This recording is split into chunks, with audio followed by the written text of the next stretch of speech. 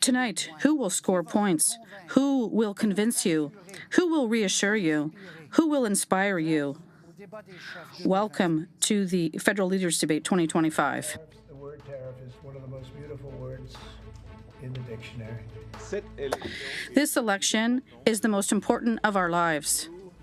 We will never be an American state, ever.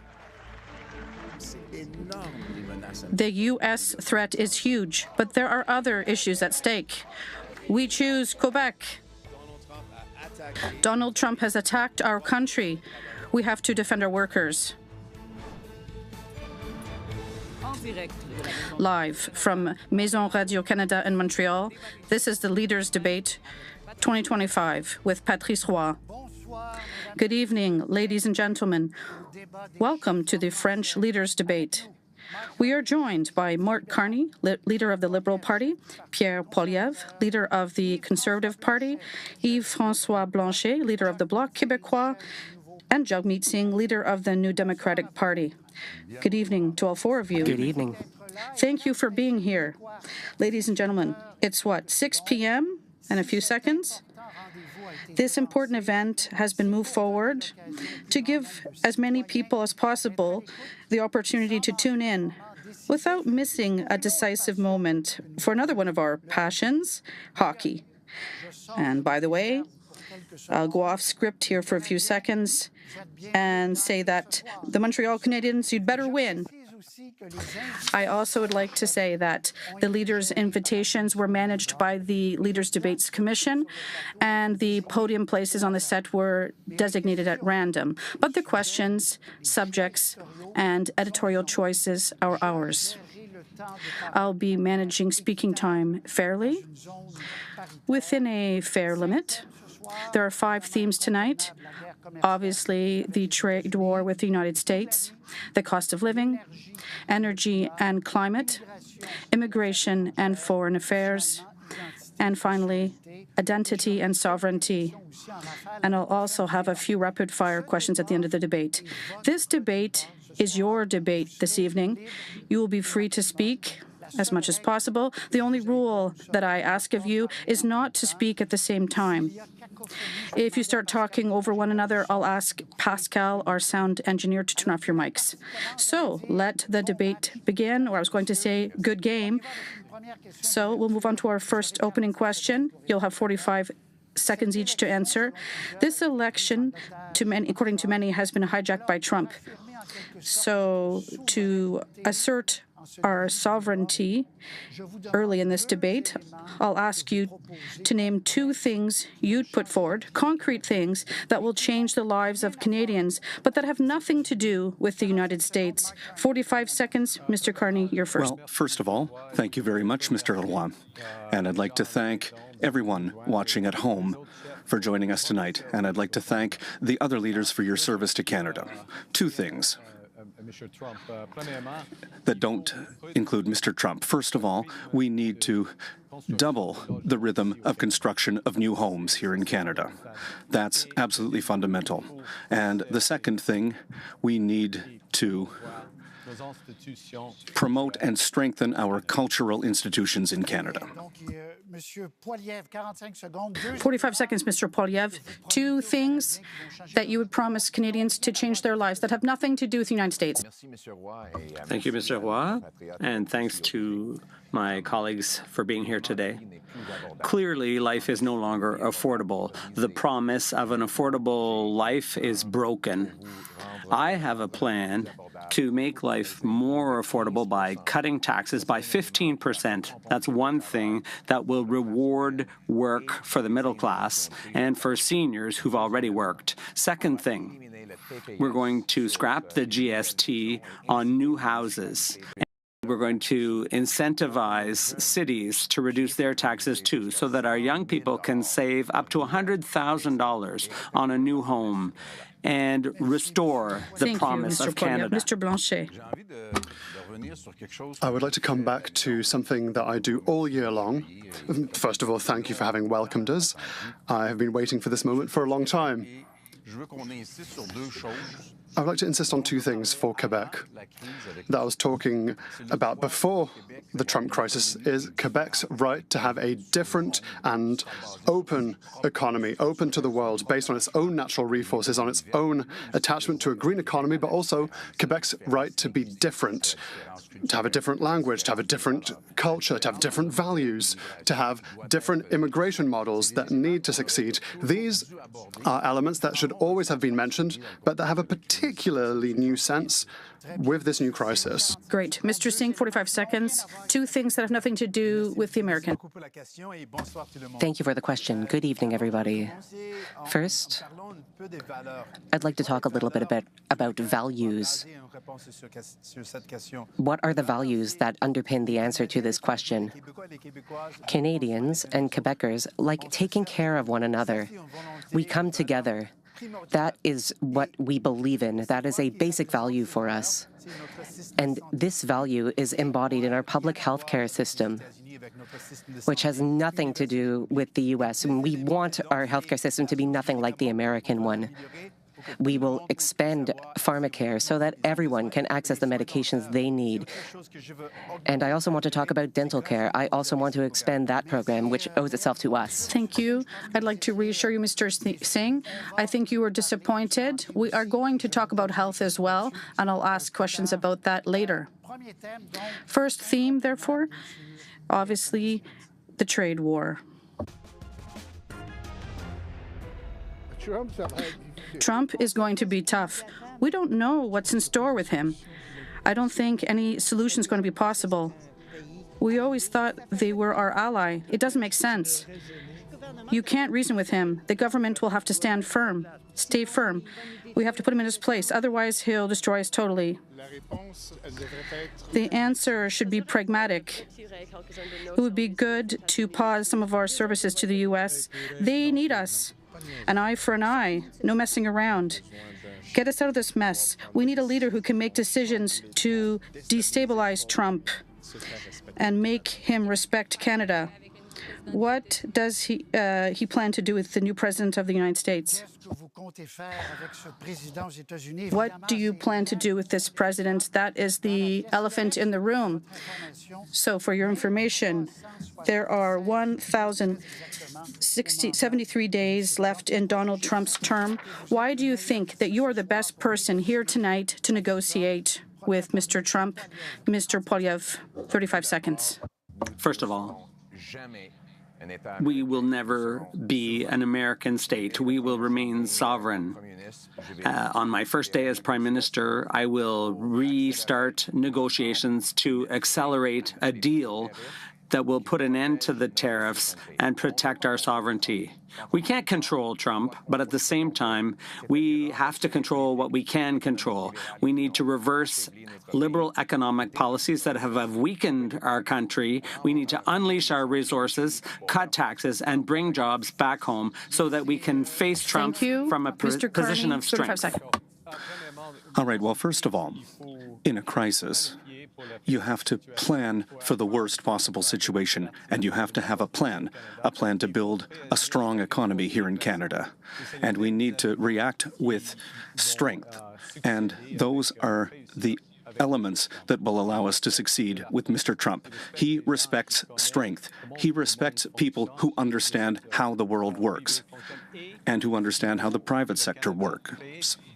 And Canada needs to create other options, new, reliable partnerships around the world, and that's what I'll do. Thank you, Mr. Carney. Mr. Blanchet. Mr. Trump will hang from his own noose because their economy is dependent on ours. But there will be a lot of harm done to Canada, to Europe, to Mexico before then.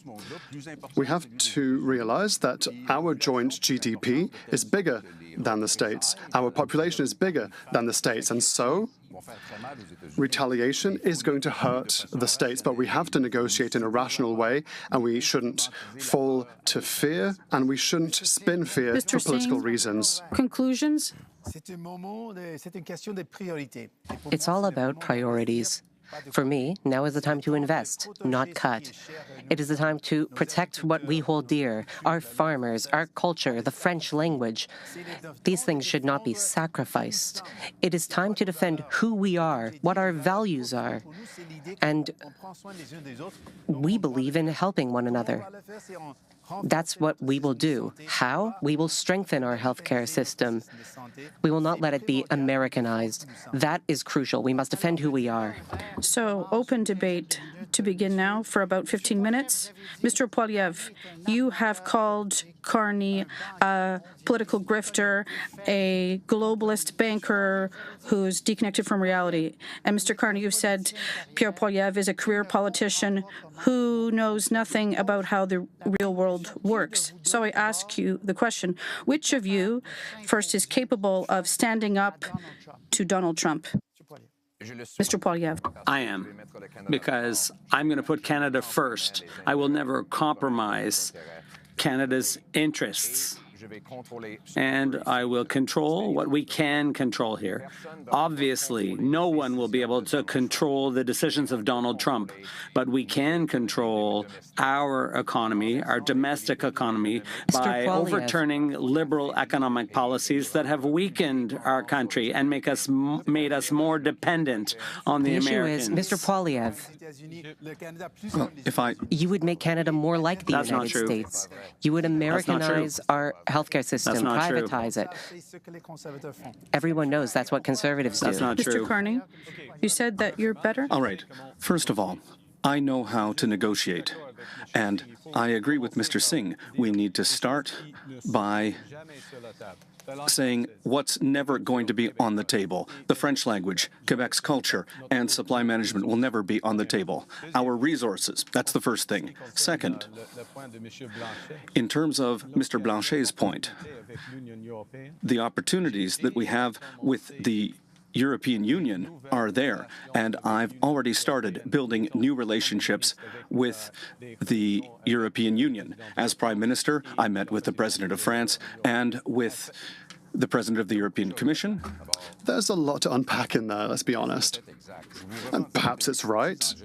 You say that you're an expert in managing a crisis, but you say you're a negotiator, but, well, perhaps negotiating with tax havens. But when it comes to trade agreements, I haven't seen the proof. We apparently have to believe you with no political experience. And so I find this kind of funny because people say we have to unite and work together. On the one hand, you have never spoken to me before this evening.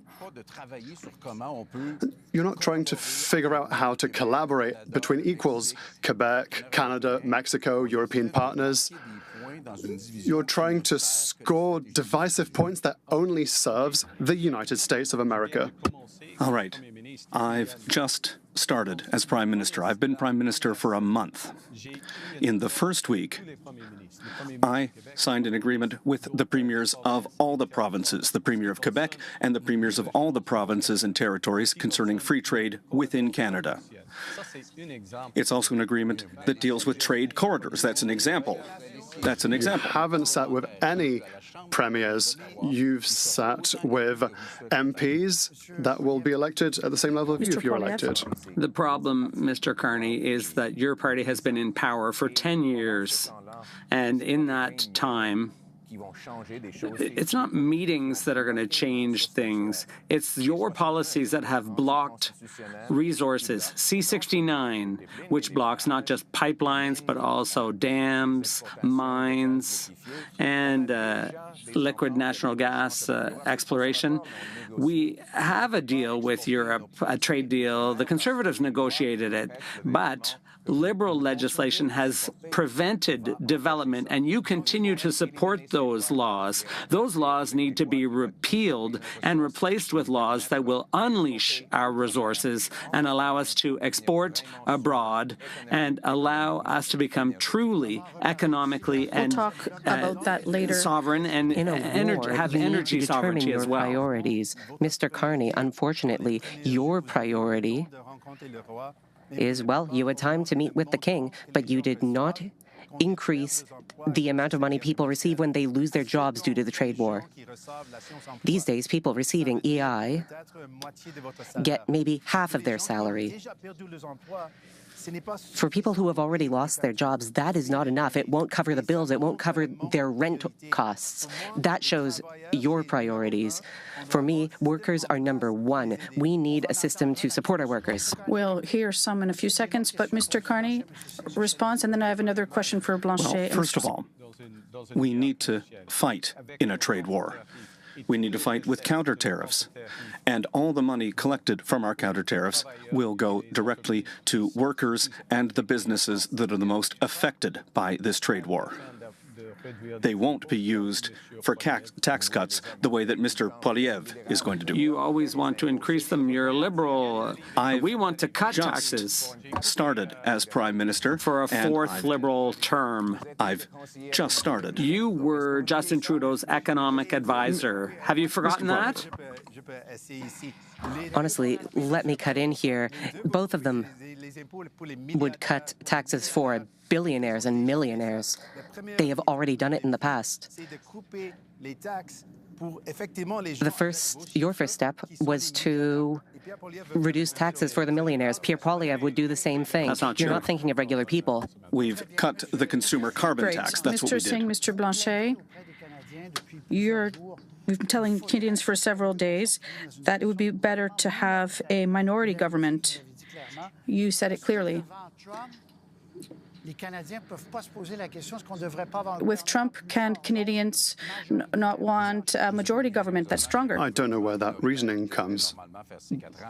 The minority government would be weaker than a majority government. Go tell that to the Germans, who have only governed through coalitions recently. Many countries have coalitions, and if that is the population of the people, then great. At this point, it's possible that Canadians and Quebecers, perhaps, choose to trust in someone who has the least experience in politics. Quebec has a different economy, different interests, different everything. We want a parliament where our economic difference is taken into account. Let's talk a little bit about Mr. Singh, minority in terms of the minority governments. government, The whole point of a minority government is to help people, to make a difference in people's lives. But honestly, Mr. Blanchet, unfortunately, in the last minority government, you showed that you were as useless as the monarchy is. You did nothing for people. What is worse, you voted against measures that would help Quebecers. Dental care, pharmacare. These are measures that have helped hundreds of thousands of Quebecers. Quebec jurisdiction, dental care, health care, People in Quebec, pharmacare, People money in that we Quebec- send to Ottawa. Ottawa does not have the expertise or the jurisdiction. we are Quebec paying their does. bills. Mr. Roy, Please let me finish one sentence. please wrap it up. When we want to be effective, we give the money to the experts, those who have the legal jurisdiction to spend the money, and that is Quebec in this case. The NDP gave $2 billion to We a are insurance company. Giving Everything was money to our going Quebec seniors. fine until now, but Mr. Carney, in terms of the minority government, Mr. Roy, we are in a crisis, the most serious crisis of our lives. We need to react with resounding, overwhelming strength. Yes, we need to cut a few taxes. Yes, we need to cut bureaucracy. But the government needs to act in a time of crisis. So we need to have a government ready to act. But when you were Justin Trudeau's economic advisor, you weakened our economy.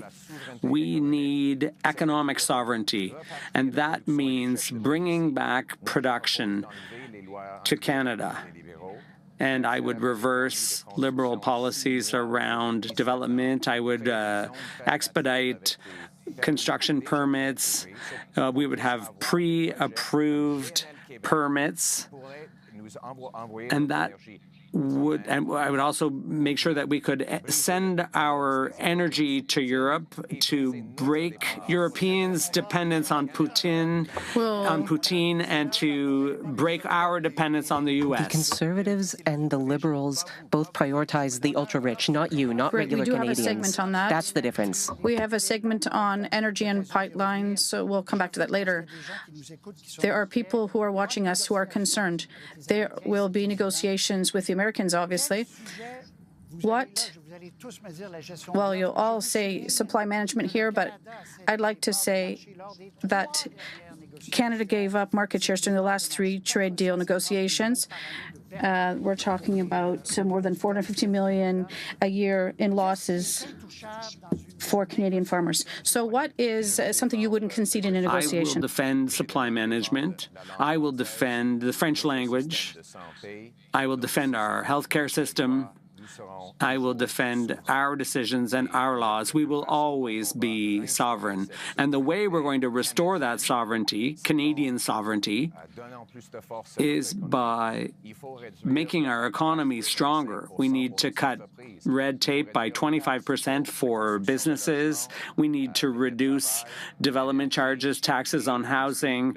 We need to support labor and energy and domestic production. That's how we can be more sovereign management. Well, go around the table, Mr. Carney. In the face of the U.S. It's nice to say supply management, but we've said it 3 times and it hasn't been done. So, well, this is the first time that I will be at the table if I am elected as Prime Minister.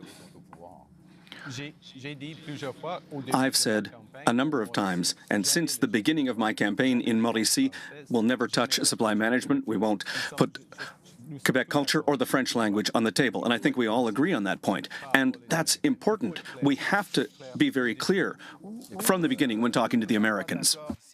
One area that we don't agree on is that Pierre Poilievre would cut our healthcare system. You said it, everyone knows it. You said that you want to cut. You would cut dental care. Not true. Pharmacare. You called them bad ideas. And unfortunately, Mr. Carney's plan to budget the operating budget in 3 years would lead to $43 billion we'll talk about worth that in of the next cuts. segment.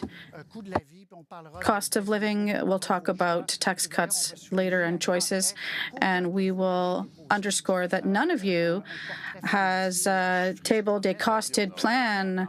These are just promises. Mr. Blanchet on supply management. We have tabled a program, first of all. Second of all, we are not the ones who decide what's on the table. If Mr. Trump says, I want to talk about this, no one will be able to stop him from at least talking about it. We've never sacrificed the principle of supply management. So it's empty words. Little bits have been sacrificed every single time at a cost of hundreds of millions of dollars every single time. All Mr. Trump wants is a wave of Wisconsin milk with hormones, with no protection against antibiotics. So what would you do concretely? We will bring back an act that everyone approved. The Liberals before Carney approved it. Everyone had approved it, but then there were certain intrigues with unelected senators. There's a number of unelected members of Parliament that seem to be making decisions. What would protect better? Well, maybe I agree with that law, but my point is that we need to invest in Canada. Our plan, which will be unveiled this weekend, will catalyze $500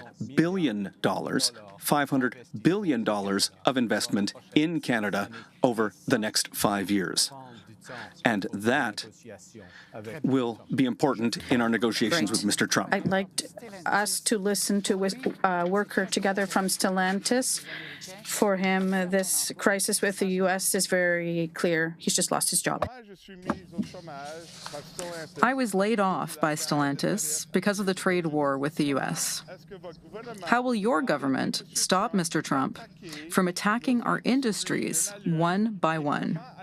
And how will you protect our jobs? Concrete measures. How will you help workers? You all have different proposals. Mr. Poilievre. First of all, I already announced a fund to help companies keep jobs, to keep workers in their jobs, because the priority of workers is to keep working. Secondly, there will be EI to protect people who have fallen on rough times. I will be there for people who've lost their jobs. At the same time, we need to stimulate investment to strengthen our economy and to encourage new companies. We need to unleash our natural resources, and we need to create more jobs in resource industries. We also want to create more jobs for tradespeople at a time when they need work to build new houses. Let's stay on workers. Mr. Singh.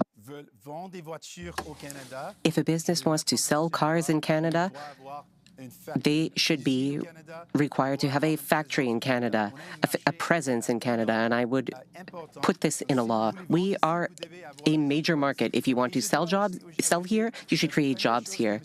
And let me add, the first thing Mr. Poilievre said in 2022 when he became Conservative leader is that he would cut EI contributions. So it is not credible that he would increase support to people when he talked about eliminating contributions. Mr. Blanchet, for workers, you've said you want to go back to a pandemic-style wage subsidy. The principle of that. We said that even before the campaign.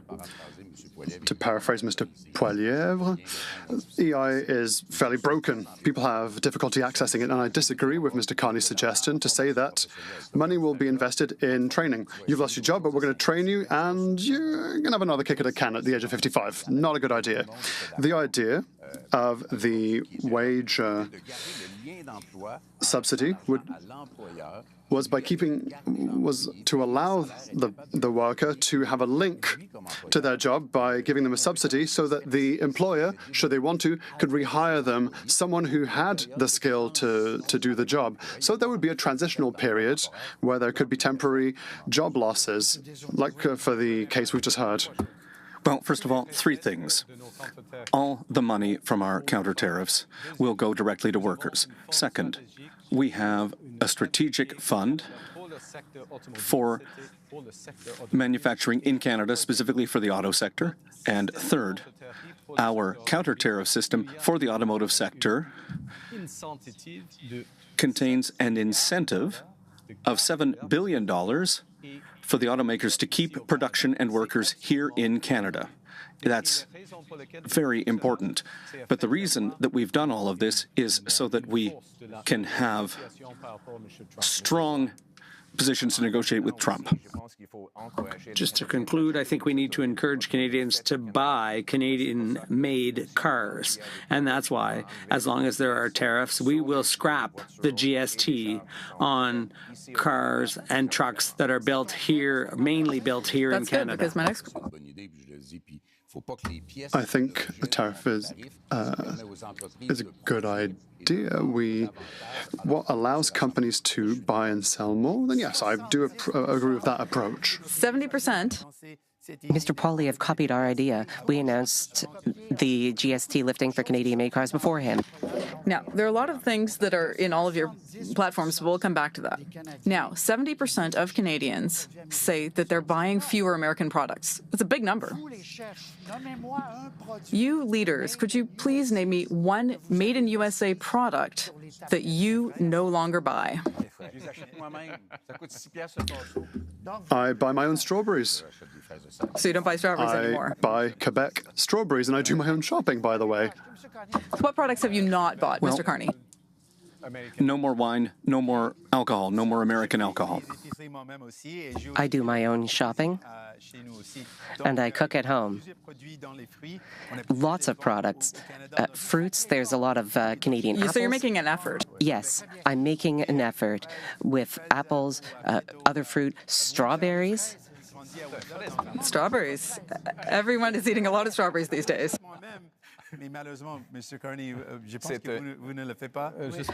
I bring it up because I do my own grocery shopping, which Carney does not. This is a delicious conversation. It's beef in my case. I buy Canadian beef. It's the best beef in the world. But I never buy American strawberries either. Organic Okay. beef from Quebec Next is also theme. not bad. Well, let's share some of that All someday. right. It's very beautiful to see. Our next theme is the cost of living.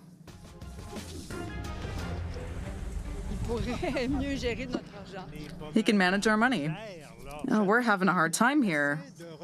I hope they'll be able to balance the budget and maintain the same quality of services. Inflation, lower taxes. I earn a good salary, but it's hard to pay for groceries, for childcare for our kid, for everything. Education is expensive. Prices keep going up. The middle class is hurting, and for the poor, it's worse. We're retired, and we're counting every penny. We're getting poorer. I feel like no one really listens to young people on housing or the cost of living. So what does the future hold for us young people? What does the future hold for young people? I'll give you a few figures here very briefly. I'm sure this won't come as a surprise, but in Montreal, housing prices have more than doubled over 10 years, from over $300,000 to $671,000. Remarkable growth in Toronto and Vancouver as well. So my question, and you'll have 35 seconds, first of all, how can we improve access to housing, for example, for this young woman that we just heard from, Mr. Blanchet? Clearly, it's through the starting capital and another GST-based policy. There needs to be access to capital for their down payment. My children can't pay for a house. A lot of them have jobs, good jobs. It's essential that we give them a little boost. Using public money, for example, and it's not during a crisis and in cutting budgets that we will be able to do so. We need to reduce speculation on house prices. We need to invest in affordable housing, social housing, student housing to give a good price and reduce pressure Thank you, Mr. in Blanchet. the Mr. Poilievre, residences of 35 Canada. seconds. I'm with you, with all those who are having a hard time affording their groceries, or young people who can't buy a house. After a decade of liberal inflation, liberal policies have increased the cost of living the most in 40 years.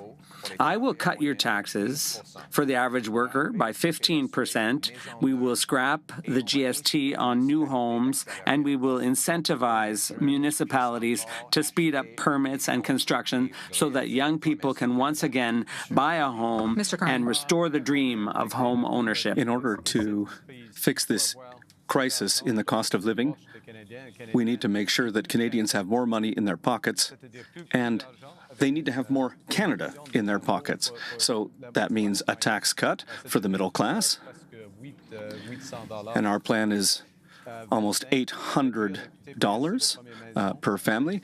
Cut the GST on first homes and increase competition. And in Canada, we have dental care, pharmacare, and daycares. We need to protect that, and we need to double new housing construction in Canada with our plan. Very good. Thank you, Mr. Singh. Thank you. When I talk to people and the cost of living comes up, there are two main topics. First, grocery costs. Second, housing costs. For groceries, major grocery giants are gouging us. We saw this with the price of bread, the price of meat. They drive prices up, and they are gouging the Canadian public. We would put price caps on essential groceries. We would also stop corporate landlords from buying up affordable housing and apartments. We are in it for you. Thank you very much, Mr. Singh. 245,000 housing units were built in 2024. You've all promised to massively accelerate the pace of that construction. The Liberals have said 500,000, the NDP 600,000. Mr. Singh, you're going to start this part of the open debate. Do houses grow on trees? We have a clear plan for how to make this happen. First, we would not sell off our federal land. We would keep it, and we would build affordable housing on it, 100% affordable. We would train Canadian workers to build more homes. We also must keep the affordable housing that we do have, and unfortunately, the two major parties have let rich speculators buy up affordable housing. And now we have no more. That's a major issue. We need to keep our affordable housing and build more housing in general. A couple of ideas. First of all, I would like to talk for Quebec. There are delays of hundreds of thousands of houses to be built, and we don't have the human resources to do so. But there are initiatives for small housing, for social housing, modular housing, that would allow us to build quicker with fewer resources and cheaper to accommodate as many people as possible. But I'm looking forward to hearing everyone's financial framework, because the Conservatives want to cut. They're going to have to cut spending at some point as well. The Liberals want to cut in revenue but increase expenditure. There's some financial magic that's in there somewhere. I would like to hear their financial framework or even their electoral platforms. In a minute, that would be the nice. Constant Plan. But Mr. Carney, 500,000 housing units. And we need to get started so that we can get the housing market working better with a reduction in bureaucracy at the municipal level and in fees. But we are proposing a new institution, Build Canada Homes, which is going to build affordable homes using lumber from Quebec, using lumber from British Columbia, using Canadian wood, and using new Canadian technologies. We are going to create a new industry. It How seems to can me you say 500,000 units? I mean, I could say 800,000, No, 400,000. Where's this coming from? You know, if I can have 35 seconds, we need to add funding of $25 billion for the development of affordable homes and $10 billion for... Mr. Poilievre, you haven't costed your objective. yes, we will, in our platform, which is going to come out in a few days. But, Mr. Carney, you're repeating exactly the same promises that Justin Trudeau has been making for 10 years. During the Liberal decade, when you were the economic advisor, the cost of housing has gone up. Of England, and you inflated the cost of housing then, too. You have a terrible record in England for real estate costs there, the real estate prices. The problem is that the Liberals want to build bureaucracy. They want to balloon bureaucracy by creating new departments, new bureaucrats. We don't need more bureaucrats. We need more homes, more new doors on new homes for young families. The reason why housing has become so expensive today is because of taxes and bureaucracy. I will eliminate the GST on new homes. I will incentivize cities to free up land and accelerate permits so that we can build your home. Mr. Singh, then Mr. Carney. Let us talk records. Mr. Poilievre, you were a housing minister. How many homes did you build? Over 200,000. I'll tell you, 6. You built 6 homes. 200,000. 6. 200,000. We cannot believe what you you're asked saying. the question. Can I answer it? We cannot believe Mr. Poilievre. He only built 6 homes 200,000 when he was in power. Can I answer? We know the answer. Can it's I 6. answer? It was 200,000 that year, and the cost of the average home was $450,000. So thanks very much for reminding everyone of my record. It was a good record. During the 10 years the Conservatives were in power, rent doubled, housing costs doubled. And then, when the Liberals came in, they doubled again. Unfortunately, Mr. Carney benefited from the housing crisis when he was the board chair at Brookfield Investments. His company benefited from the housing crisis by buying up affordable buildings and tripling rents. Mr. Carney. Okay, Mr. Poilievre's approach is everyone for themselves. In the COVID crisis, he said, okay, let's cut taxes, let's cut bureaucracy. This crisis, now that we're facing, the greatest crisis of our lives, he's saying, cut taxes, cut bureaucracy. In a crisis, you have to do that to a certain point, but you have to act as a government. And if I may, you need to have capital to catalyze investment. And with a small amount of catalyzing investment from the Government of Canada, we can create huge private investment and a new Canadian industry. All right, Mr. Blanchet, then Mr. Poilievre. Another proposal that I find interesting is to allow parents who have money in savings for their retirement to take the money temporarily to help for their kids' down payment. That's not $500 billion that will be required. These are not civil servants that will be fired.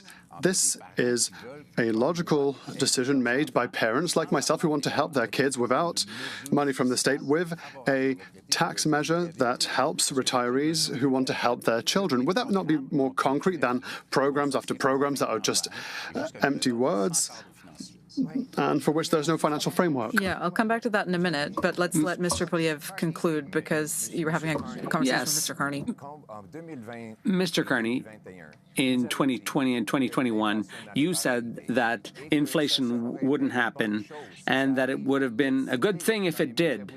You were quoted in the media, and you even advised Justin Trudeau to print money, and that's what caused our inflationary crisis. You're just like Justin Trudeau. You have exactly the same policies, the same approach. We need change. And you, Mr. Carney, you do not embody change. You represent the ultra-rich.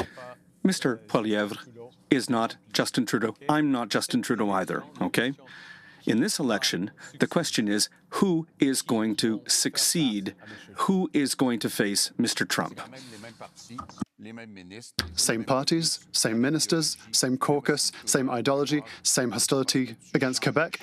It's not just because the leader changes that the philosophy will magically change overnight. You are all proposing, or just about all of you are proposing tax cuts. We'll see them up on the screen here. Mr. Carney announced that on the first day of the campaign. Mr. Poilievre's been announcing them for a long time. So for a couple earning $90,000 a year, you can see the numbers up here: $1,299 in savings for the Conservatives, $1,011 for the NDP, $577 for the Liberals. And the cost of those measures is really what I want to underline here. Mr. Poilievre, you're spending more on tax cuts than the NDP or Liberals. Now, you've all arrived here this evening with no costed financial plan. It's been a long time since we've seen that at the time of the leaders' debate, the leaders don't have a costed plan. So we don't know how you're going to pay for these tax cuts. Now, I'm going to be careful how I word this, but don't you think it's irresponsible to Canadian voters to do this? Mr. Carney, you said you've got the numbers, but where's your costed plan? As I've just said, we'll be presenting our costed platform this weekend. But why not earlier at an event? There are 10 days left in the election campaign. It's about the same thing as Mr. Poilievre, as I've seen. And it is going to be costed, and the operational budget will be cleaned up. We'll balance it in 3 years, but at the same time, we will be investing in Canada and in Canadians. Mr. Poilievre, where would you make the cuts? This comes back to my earlier question to Mr. Carney. In terms of the costed plans, what do you have to hide? Will transfers to provinces go down, for example? We're going to cut consultants. Believe it or not, a Canadian family is spending $1,400 in federal tax just to pay for consultants. That's been a 100% increase. I'm going to cut consultants. Secondly, we're going to cut the cost of bureaucracy through attrition. People will be retiring, and we don't need to replace all of them. We can slowly, gradually reduce the cost of the bureaucracy. Third, we're going to pass a dollar-for-dollar bill. For every new dollar in spending, there will have to be a dollar in reduced spending. And we are going to generate $70 billion But again, more in you revenues. and Mr. Carney don't have a costed plan that we've seen. We are the only party that has talked about ways to increase government revenues. We have talked about closing tax loopholes, getting rid of tax havens, empowering the CRA to go after corporations that are not paying their taxes. These are not tax increases. These are taxes that are already supposed to be paid. The CRA has said that tens of billions of dollars in revenues are being lost. Pierre Poilievre has been very honest with Canadians. He will cut healthcare. Not true. No, he will not true. cut That's false. EI. He said That's this back in false. 2022 when he became leader of the Conservative true. Party. That's false. And Mark Carney has also said very clearly that he would make massive cuts. No. He would cut $43 billion worth For of the first spending. time. Mr. Carney, then Mr. Blanchet. No, that's not right at all. I've said there is an operational budget that's over $200 billion a year, and that budget has grown 9% year over year over the last 10 years. We need to slow down that growth. And we'll do that with technology, we'll do that with attrition, as Mr. Poilievre has suggested, and we can do that, and we will do that, and it's necessary, but we're not going to cut transfers to individuals, nor transfers to the provinces. So the provinces will not get less money. Mr. Blanchet, is that what you believe? Well, I've an issue with this. These are Harry Potter financial frameworks. You need a lot of magic to make it work. There needs to be more money, but we're going to do cuts. They want to be more conservative than the Conservatives. Basic economics state that when there's a threat of recession or slowdown, that is when the state, well, that's why we're not saying cut taxes. We're saying make good investments. We want to invest in our military forces. It's the time to do so with Canadian companies, the Quebec Tramway that Mr. Poilievre doesn't want to do. That's what we have to do. We have to have targeted investments, health transfers so that the Maisonneuve-Rosemont Hospital can be renovated. It's time to invest in infrastructure, public infrastructure with public money so that everyone can keep their jobs. So no tax cuts. No, it wouldn't be a tax cut. There would be a specific budget for it. It's necessary. We have to keep going. They want to do one thing and the other. Cut, but somehow make more money. Something doesn't work. We've started with the cost of living. We have to cut taxes for the cost of living. What Mr. Blanchet said is true. You are talking about a magic spell here, Mr. Carney. This is one rare moment where we agree. On February 16th, you sat down with Rosemary Barton and you said that you would cut spending in the operating budget. Operational spending. That's different. You said One at a time, please. that this would affect transfers for healthcare and to individuals. Mr. Roy, no. I have a question. That's not right at all. That's not right at all. Please. Mr. Carney, you'll have the opportunity to answer later. The question that people are asking themselves, and you may have heard this, Mr. Singh, you've promised that every Canadian will have a family doctor, that there will be vastly more nurses. Does the federal government need to continue developing more national plans like pharmacare and dental care? Or, option two, should they be giving more money to the provinces for health care? Mr. Carney, you'll start off. More programs or more money First for of all, programs? the priority for the federal government is to invest and to catalyze investment in the most serious crisis we're facing in our lives. We need to catalyze private investment in our economy to create new and good jobs. That's the first thing we need to do. In terms of transfers to provinces for healthcare, yes, there are limits to the federal government's activity. No new programs. No. Mr. Blanchet? It's easy.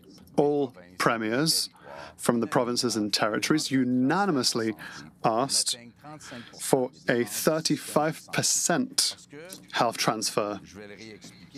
I would like to re-explain it. The federal government receives more money than it needs. It needs $10, it gets $12. Quebec needs $10, but it only gets $8.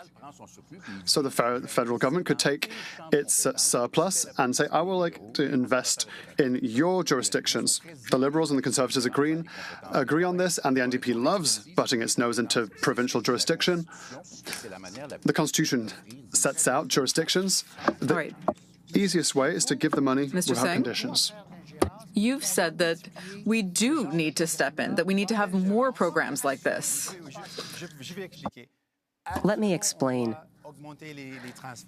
Absolutely, we need to increase health transfers, absolutely, in order to help out the provinces. What is more, we are now in the midst of a crisis, a healthcare crisis. It is being felt here in Quebec and all throughout the country. We should recognize that a leader is someone who looks for solutions, not excuses. I believe that we should be investing more in fixing problems. And yes, we can work with the provinces to hire more healthcare workers. We can work with them to get through this crisis. Pharmacare is one area where everyone can come together to bring down the cost of medication. We believe in helping people. Deciding Quebec's priorities isn't your jurisdiction. I don't go to your house and tell you how to paint your wall, do I?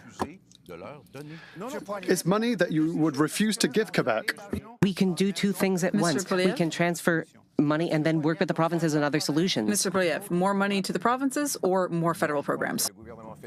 I think the federal government is taking too much tax revenues and delivering too little, and that's the Liberal track record after 10 years. And the question for Canadians is, you can't afford your groceries and you can't afford your rent or your housing because it's too expensive now after 3 terms of Liberal government. Will a 4th Liberal term change things for you, enough for you to be able to buy a house and have a beautiful life? Okay. For the health program, I didn't understand. On healthcare, no. What I propose on that is a program that the federal government could coordinate, and that is to do with licenses for doctors and nurses. It would be a voluntary program, as has previously existed, to allow immigrants to be licensed and be able to work in our hospitals to reduce your wait times.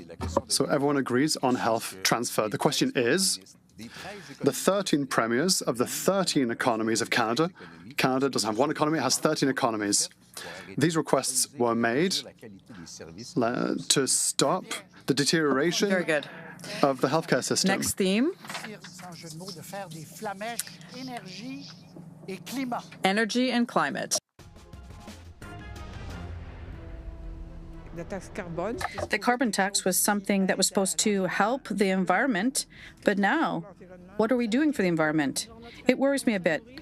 Our planet is starting to die. I really want to see someone who can prioritize climate change and the economy in Canada. We shouldn't be building a pipeline. The environmental consequences are very serious, even if for ecological reasons it's not the best solution. Well, I think we have to think about it. There was a good project in place, but then it was dropped. A pipeline would have a major impact. We may have to make sacrifices if we want to be more independent. Drill, baby, drill, says Donald Trump. But I have a very simple question for you, and I would like just a simple answer as well. You have 35 seconds, open debate.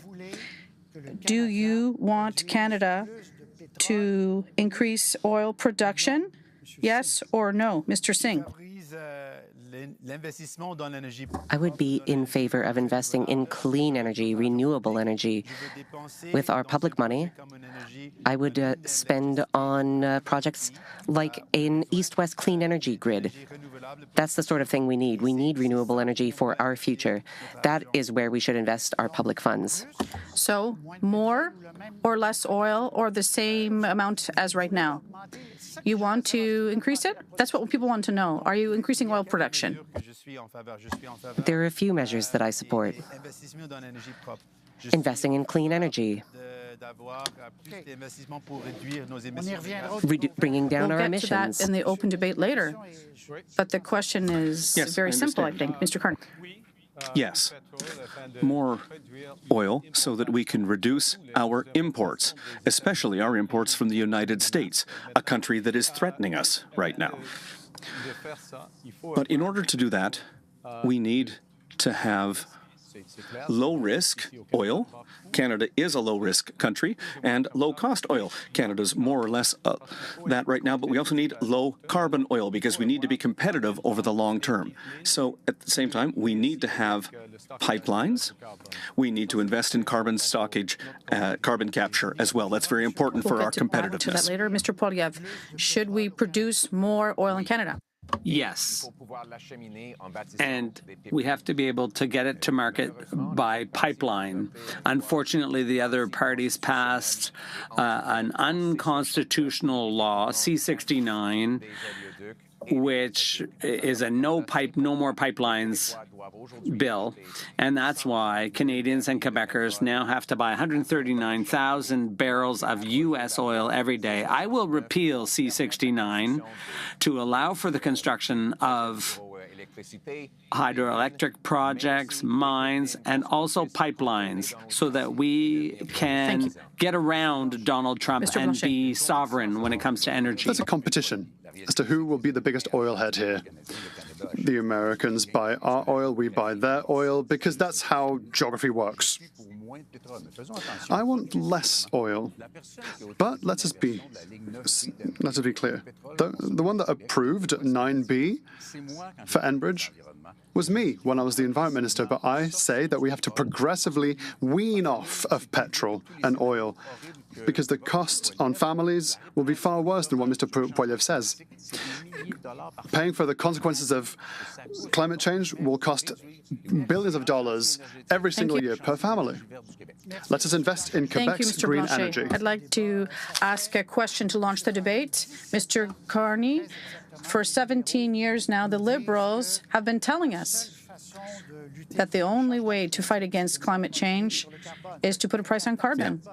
With the carbon tax, there were elections on this.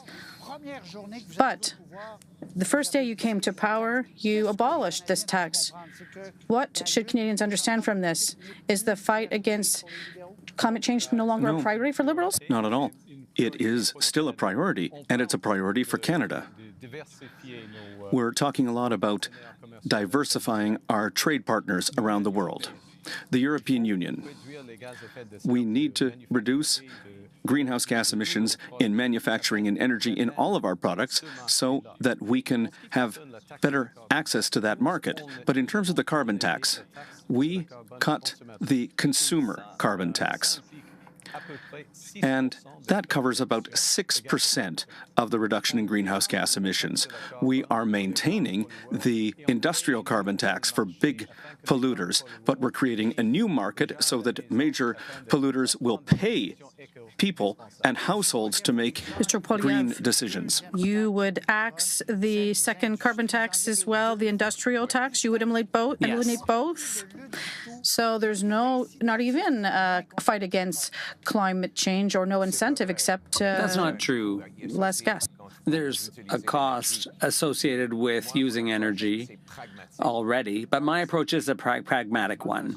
For example, the National Bank calculated that if we export our natural gas, our liquefied natural gas, to India, for example, to replace coal, that could reduce emissions in India by 2.5 billion tons.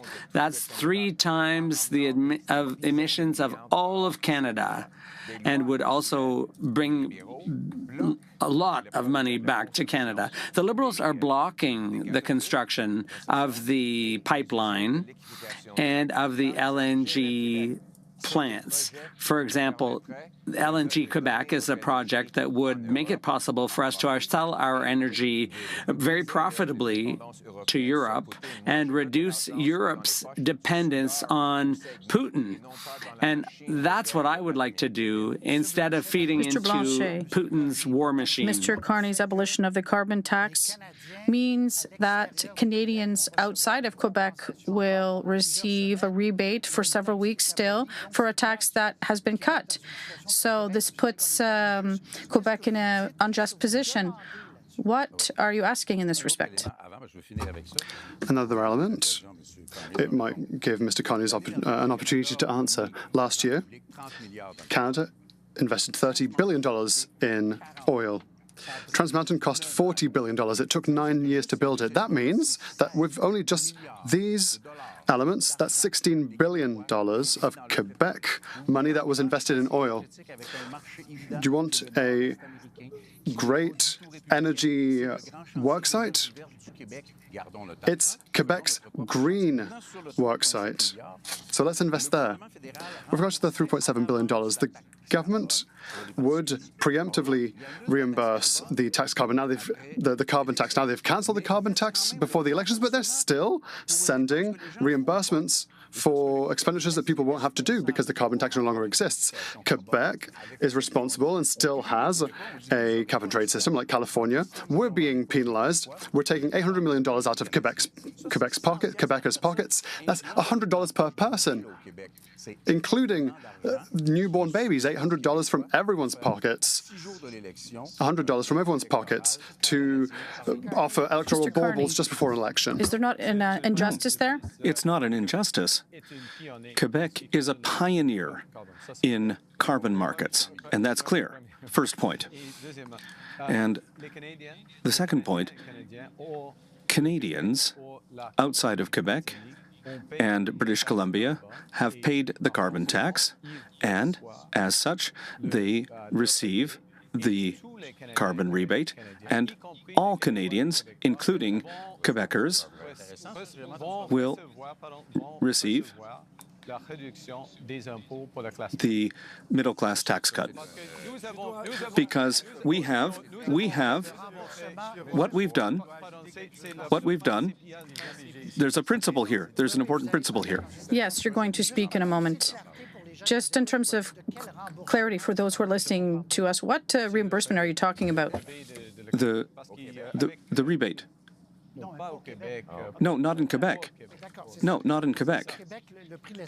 But No, but Quebec, there's a gas principle. prices are higher. There's a principle here. We are making people whole, people who paid the carbon tax. And we're doing that in a fair way. Europe, Quebec, and California has a system that incentivizes companies to reduce their greenhouse gas emissions. It's about 9 cents per litre, and it's much cheaper than the potential effects and the future effects of climate change. Just to get back to the debate topic, we are talking about the climate crisis here. That is not something that is a long way off. This is something going on right now. We are already in the midst of the climate crisis. We have seen it here in Quebec. Extreme temperatures, forest fires, flooding. I agree with Mr. Blanchet that it is too high a cost to bear, so we need to do something. I spoke with one mother before I became a father, and she said, I'm worried about my children when they play outside. I'm worried about the BC forest fires. Our children cannot breathe the air outside. And now that I am a father, I feel the same anxiety. With forest fires, people cannot breathe the air. So we need to do something. We need to protect our environment, and we need to protect our children. Mr. Poilievre, you're clear. You're saying that we need a pipeline. If, in spite of all of your efforts with the Indigenous nations, they say no, would you impose it in spite of all of your efforts? If Quebec says no, would you impose it? Well, first of all, you shouldn't assume that, because most Quebecers want a pipeline. According to the polls, look, there's no social acceptability for the status quo. Thank you very much.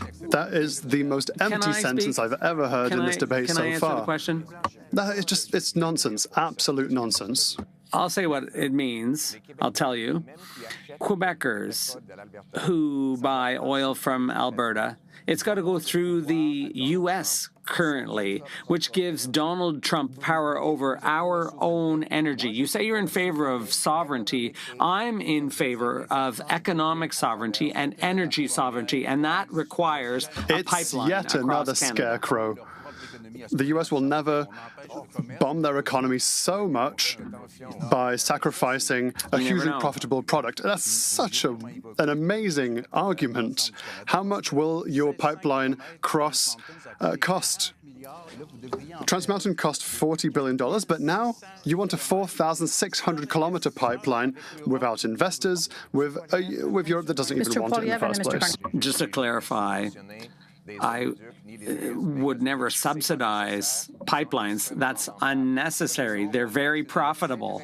The only reason why it's expensive now is because there are rules and legislation that prevent the construction of pipelines because of bureaucracy. We're going to get rid of red tape. We're going to open this up to I'll ask my question again. Protections, cutting environmental regulations. If Indigenous nations, in spite of all your nice efforts, and talking about Mr. Carney and you who want a pipeline, if they refuse, what do you do? Refuse? Are you saying across the board? Yes, we've seen this. Because He can't say that. He doesn't get to impose his will. Mr. Poilievre, if there are Indigenous nations or provinces that are against it, what do you do? Well, there are others who will be in favor. For example, Mr.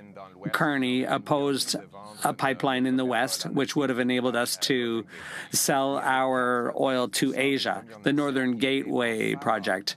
80% of First Nations were in favor, 20% were against. And in a case like that, I think the majority rules. And I think we need to allow our companies to pay some of their taxes directly to First Nations to fight poverty through industry Mr. and Carney, production. That's our approach. would you be ready to impose one? No, never impose. Can I respond, please? Never impose, no. But a couple of points. First of all, our relationship with the United States has changed everything. So imports from the United States and geography, as Mr. Poilievre has said, around pipelines, those are problems. Those are national security problems for us, and we need to act. That's the first point. Second, on March 21st, there was a meeting of the premiers. All the premiers were here in Ottawa, and we sat down and we agreed. All the premiers signed an agreement to have an energy corridor that would cover oil, natural gas, clean energy, and critical minerals. And with that, and with a process with Indigenous leaders, we can and we could have a solution to this problem. And that's an example of leadership. That's an example of bringing leaders together to meet a national goal. We need to do more than that over this crisis. I'll ask the question again. If ever Indigenous nations No, I've said no. against I've said it, no. you forget the project? Well, no. You cannot force projects on people. Listen, it's a question I have another question about the environment. Here's the question. You have said that you are a pragmatic person. Do you agree that it is not pragmatic to continue to subsidize oil companies with billions of dollars? That's not pragmatic at all. Would you agree? Well, I agree with that principle. Okay, then will you commit to stopping these subsidies? Absolutely. It's clear. This is why you need New Democrats. Look at that. We got a commitment from it's Mr. not Carney. New. It's not a new commitment. This is why you need New That's Democrats. not a new commitment. Let's be very clear. Mid-February, British Columbia. You, like all other Canadian leaders, said something in English that was, if necessary, you would use the executive emergency powers. You said it. I heard it again yesterday. You would force pipelines through Canada and through Quebec. No. After that, 2 days after that, with Mr. Roy. That's not it. That's not it at all. No. Please be nice. We're almost friends. But then you said to Monsieur Roy, I would never like to force this. So it's not rules that stop this. It's social acceptability that stopped this pipeline because people said no. Mr. Carney, please reply. Okay, no. It's the use of emergency powers for the federal government. That's for federal approval. But there also has to be approval, for example, here in Quebec. There has to be approval from the provinces and the support of Indigenous people. This is Canada. That's how Canada works. But another point, if I may, we're starting to see cooperation agreements come into place with the provinces to have one project, one evaluation, and that's going to accelerate the approval of major projects in Canada. Right. Mr. Blanchet, you said that I have a greater chance of signing the Canadian Constitution than approving a pipeline. But how could you really paint yourself in such a corner and say never, ever? If our relationship with the U.S. gets worse, the pipeline goes to the United States, if our ports become trickier in terms of imports, what would you do? What would you tie your hands? Mr. Trump's threat is a very serious one, but he won't self-destruct the American economy. And Americans think that Canadian oil is in their backyard. There's no rule that stops oil from being built or circulating, but Quebecers didn't want it, and Mr. Carney said, I will like to respect Quebec's environmental rules. So there are certain elements that are incoherent from him. Never. It's still no, because Quebec is the best placed in the world to develop a green super energy market that goes right to the south without asking Ottawa's permission. Why would we invest in oil that doesn't have economic benefits for Quebec if it means that we still pay more at the pump? Two quick comments. You are slightly behind. In terms of the tramway and the third link, we're talking about the environment and public transit as well. So the third link, would you fund this or the tramway, one or the other, or both? Yes, for the Quebec City Tramway, we support public transit. We are against projects that are bad for the environment. So you're against the third link? Exactly. We are against the third link. We support the tramway. One solution to address the climate crisis, while at the same time helping our economy, is to invest heavily in public transit. This would help municipalities, this would help provinces. We could work together with them and use transfers to provide more funding for these projects, and they're the sort of projects we need. They would create good jobs while, at the same time, helping Canada reduce emissions. Mr. Poilievre, tramway or a third link, both, or just the third link? Just the third link. You have to make choices. And I would speak to people in the regions today. The other parties are against the third link, and they want to ban gas-powered cars. That's not practical in the regions of our country.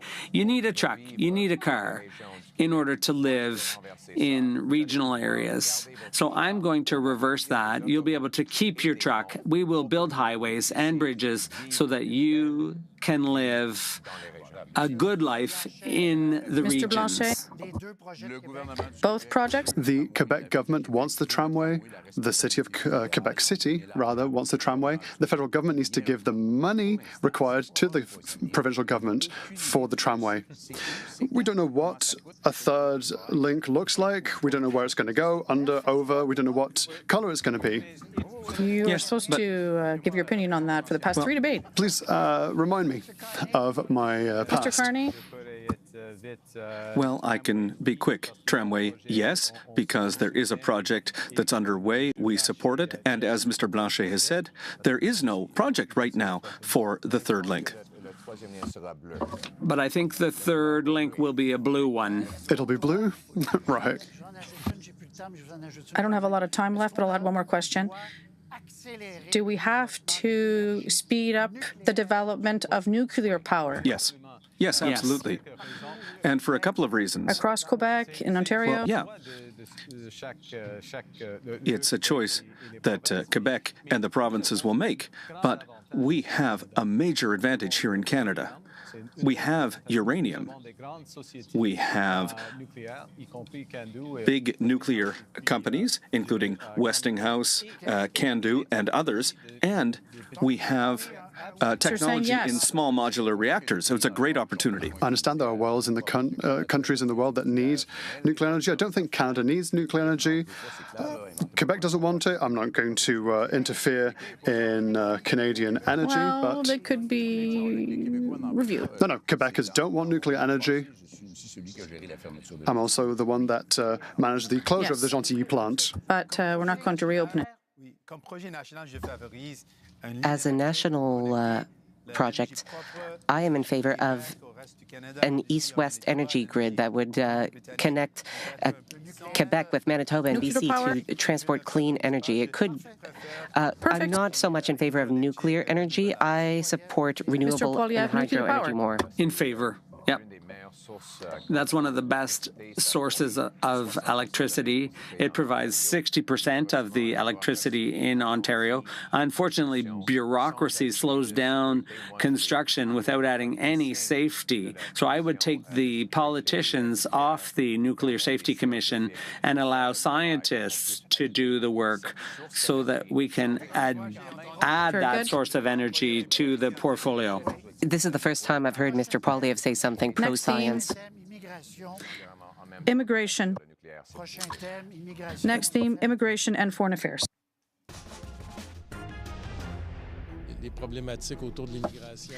There are lots of issues with immigration that are linked to Donald Trump. It's hard to immigrate these days. I'd like to stay if I can find a good job. We have to deal with people who are arriving in droves because people are arriving and they don't have work. Should we let them in or not? Why not? Why not welcome them if we have the capacity? Do you think we should let in anyone who wants to come? In the United States, there's one rule. In Canada, there's another. I think everyone should follow the rule.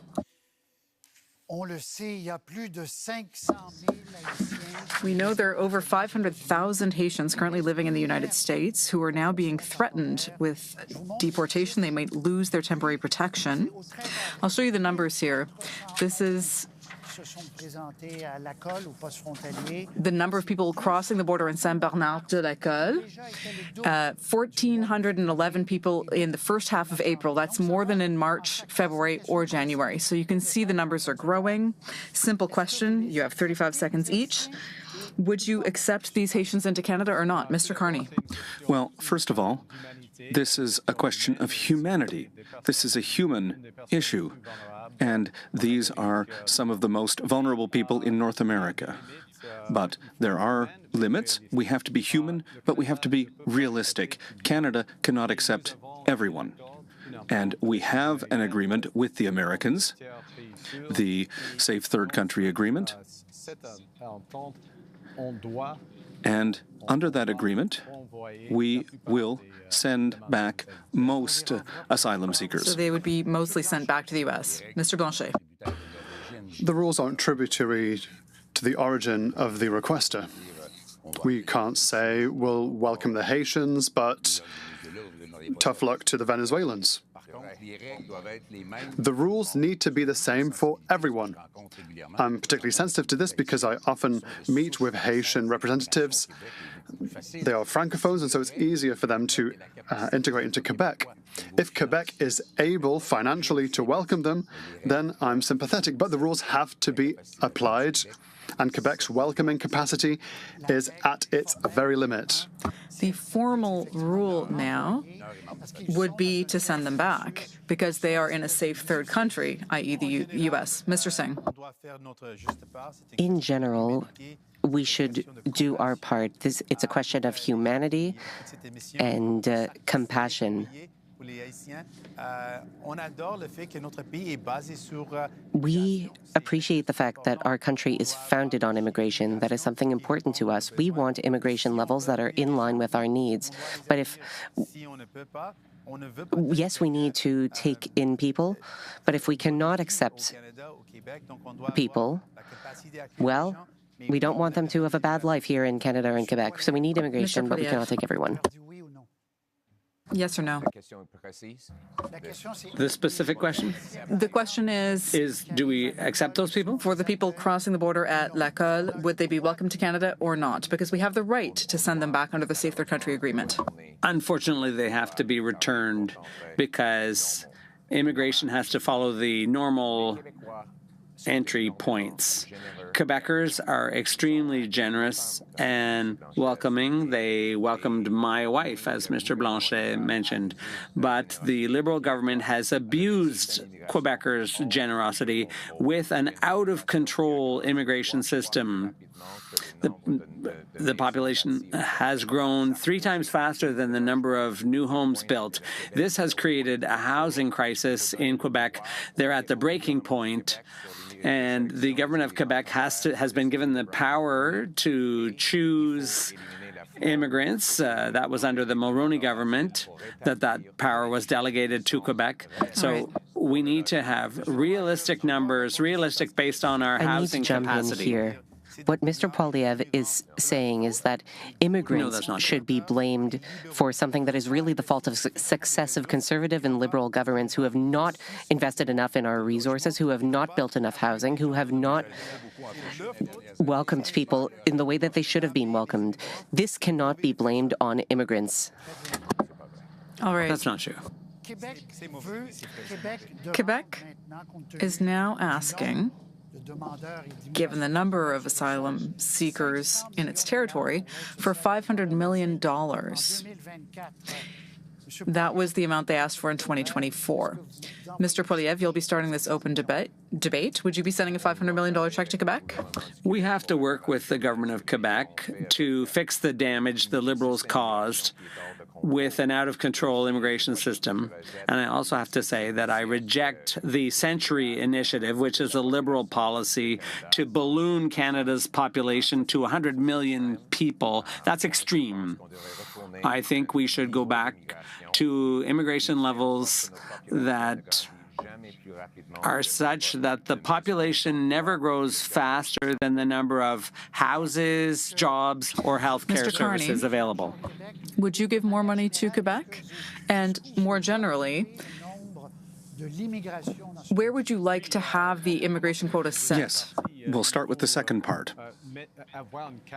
We need to have a cap on all types of immigration for a certain amount of time so that we can increase our capacity to welcome newcomers to Canada, including in housing, in training and language training here in Quebec, and make sure that the social safety net can accept them. And in those circumstances... the targets announced by your predecessor, Mr. Trudeau, you would bring them down further, is that correct? Well, there are some challenges here in Quebec, for example. Challenges with temporary foreign workers, for example. And it's a question of distribution, if I can say it that way. The distribution of workers across Quebec. And there's a shortage of workers.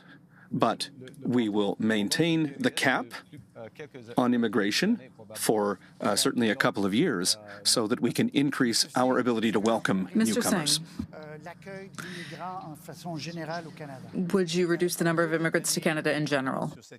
Instead of answering with a simple yes or no, I would want to base our response on the facts. It is obvious that we need immigration. When I speak to Quebec farmers, they tell me, yes, we need immigrants to work on our farms. When I talk to small and medium businesses, they tell me that we need immigrants. The question is, what level of immigration? We would base our immigration levels on the findings of an expert panel, which would study our capacities. Then we would have a data-based number. But I do not want to fall into the trap of fear-mongering or blaming immigrants for things. We need a facts-based, needs-based approach. Temporary foreign workers are temporary. They're a different category. Foreign students are a separate category, and they are essential for our post-secondary establishments in Quebec and in Canada. Unfortunately, it's being used as a roundabout way to get asylum, and asylum is also taken advantage of through smuggling and organized crime. We don't want to import vulnerable workers because we simply need people. Asylum seekers should be people who are in distress that we need to welcome based on our welcoming capacity. We are not currently in Quebec able to welcome as many people that are arriving. Quebec needs to be able to establish what its targets are.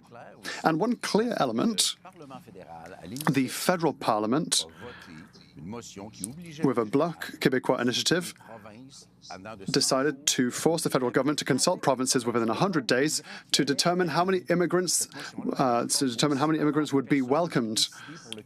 No one can decide, apart from Quebec, how much Quebec can accept and welcome.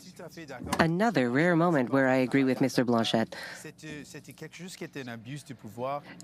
Temporary foreign workers are often victims of power abuses.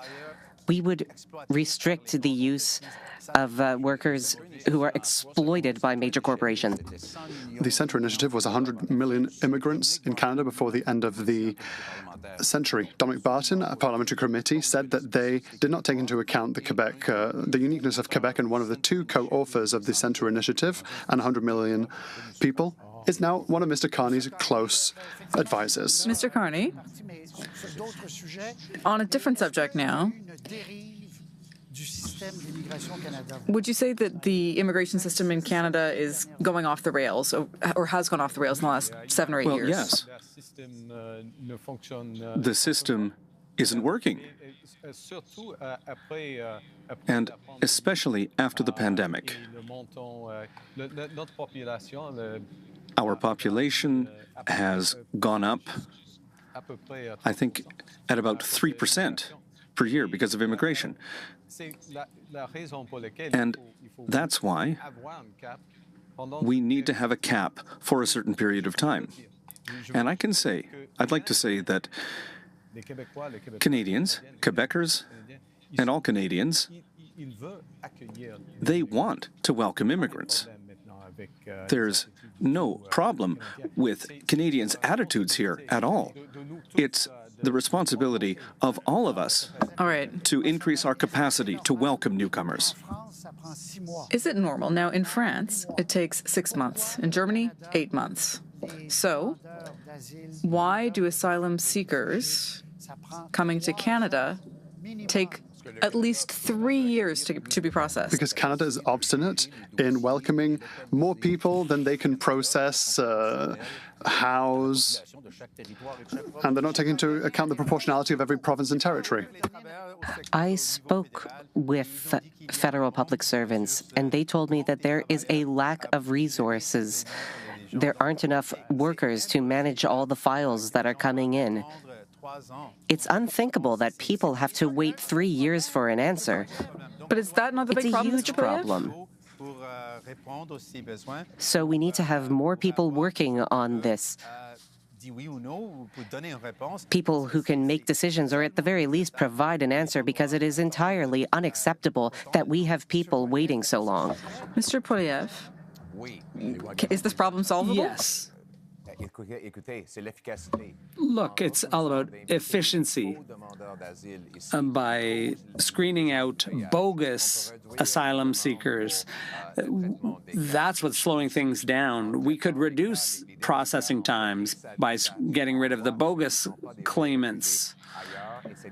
And when people are forum shopping, when they've been to other places, that also slows things down and discourages genuine claimants. My point of view is that if someone's in danger in their country of origin, they should be able to decide to come to Canada. But if they're not refugees, for example, we've seen a situation in Mexico where people came here without ever needing to be refugees. They never needed asylum, and that causes a bottleneck in the system. And so what we're going to do is ensure that genuine refugees can come here and have their lives saved through the generosity of Canadians. But how do you separate the real ones from the non-real ones? Well, that's the problem. The machine, the apparatus is too cumbersome. And Mexico was one of the causes in the problem. So by eliminating that source, that helps alleviate the problem. Is that an acceptable wait time in Canada? No, it's not acceptable. It's inhumane. It's inhumane for asylum seekers. And that's an indication that there is a problem with productivity in that department. That takes resources, but it's also a question of productivity. Why not hitting the brake pedal with kindness, of course. Why not slow things down until we have a good system and a good public service for immigration that can deal with files in a few months? The rhythm is far too quick, and so we can't succeed at this rate. People, for economic reasons or who are in distress for other reasons, come to Canada, and they're lost because their files aren't being processed. You can conclude, Mr. Carney. I more or less agree with that, but we need to be, as you've said, we need to be neutral. We need to act in a neutral and fair way. All right. A fair way for all. I want to save some time to talk about two other important files, international aid, Ukraine, and Gaza. I think we've understood your position on immigration. The question is simple. Should we cut international aid or not? I'll give you some figures here. $2.1 billion is being given to Ukraine currently. That's a large amount of money for Canada. Ethiopia also. Haiti. There's a long list of other countries that we could have put up on the board. Mr. Poilievre, you've said that we need to cut international aid. What would you cut? Ukraine, Ethiopia, Haiti? No. I would start by cutting off China. The Liberal government gave $250 million to the Chinese Infrastructure Bank in order to build pipelines, highways, and other infrastructure to promote the expansion of Beijing's empire. I don't think that's a good use of taxpayer money. Also, we saw UNRWA, the organization in the Gaza Strip that took part, or whose employees took part in the attacks of September 7th. So I don't think we should be funding that type of activity either. The aid we give should be directly to people in need and not through bureaucracies, multinational bureaucracies and terrorists. Let's talk about Gaza. Currently, Doctors Without Borders, just today, said that the situation was worse than ever. So if you cut UNRWA, which might be an imperfect organization, but if you cut aid to them, how can Canada help Palestinians? With not-for-profit groups, NGOs that will deliver the services directly to Gazans. The only group on the ground. I'd like to because it's a waste of money. When that money that's not even getting to the people. I will start by saying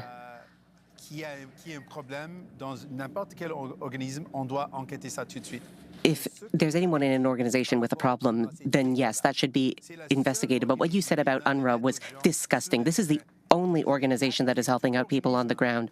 And you painted the entire organization with the same brush, calling it a terrorist organization. That is unacceptable. That is hateful, and it is entirely inappropriate. Mr. Carney, on this subject of Palestinians and international aid, would you continue to fund UNRWA? Yes. We are in a situation where we need to have an immediate ceasefire. We need to have all the hostages returned, and we need to resume humanitarian aid to Gaza. And at this time, we have $100 million from the Government of Canada that is ready to be provided in humanitarian aid to Gaza with organizations that are working there. And that's key. And I agree with Mr. Singh. There are only a couple of groups that are working in Gaza right now. Mr. Blanchet? It's a very unique situation. In Canada and in Quebec, the Jewish community is victims of radical Islamists.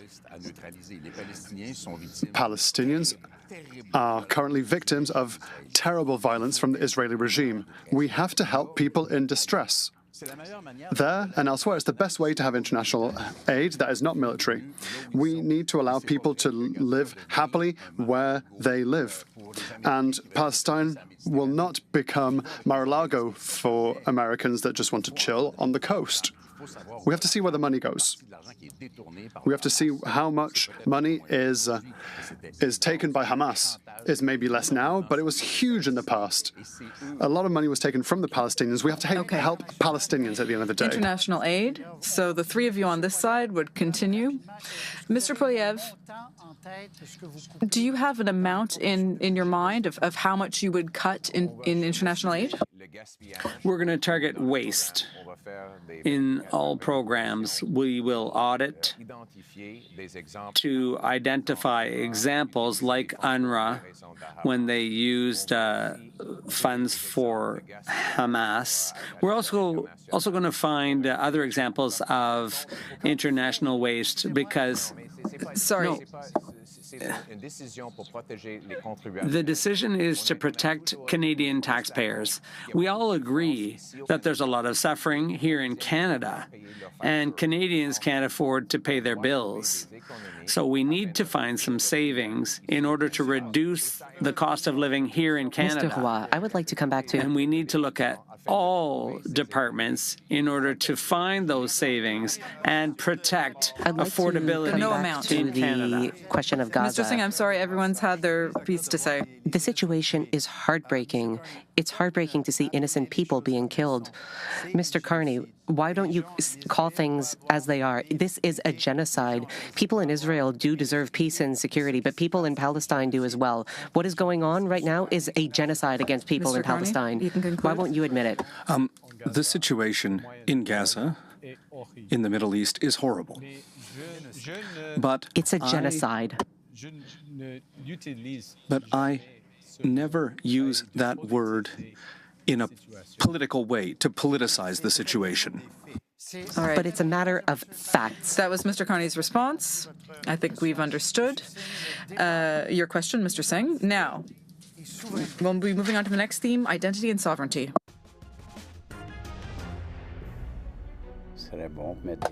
It would be good to put flags out on our balconies to show our Canadian pride. I was surprised to see how proud people were. We're Canadian. We will not be Americans. I think we're going to be more united. I think I haven't seen this in a long time. So, yes, we've all seen this across Canada. All commentators have seen this. There is a wave of patriotism in Canada, but we've also seen deep divisions. In the West, Alberta says it may separate. We've given 6 months to the next Prime Minister to meet its requests. Otherwise, there could be a crisis of national unity that is unprecedented. In Quebec, the Parti Québécois is nearing power and is promising a referendum during your term, possibly. At the end of the day, are we not as divided or as the U.S. or very divided? We'll go around the table. Mr. Poilievre first. Unfortunately, yes, there are divisions all across Canada, all kinds of divisions. And I think that we've had a federal government that has divided everyone, pitting regions against one another and various groups against one another. Social classes pitted against one another. We need to unite Canadians. We need to unite around our common identity. That includes the French language, our English language, our military, the promise of Canada that anyone who works hard can have a great life in a beautiful house on a safe street. Thank you. Mr. Singh? Is there not division in Canada? When I travel throughout the country, I observe great unity, great solidarity. Canadians want to defend our country. They do not want to become the 51st state. They want to protect what is dear to our hearts. When I talk to people about identity, people tell me our identity is taking care of one another. We have programs for that. For example, our healthcare system. We need to protect these systems and strengthen them, not cut them or sacrifice them. Now is the time to bring people together. Thank you. To get things done with our solidarity. Thank you. Mr. Blanchet. I think that people confuse certain things.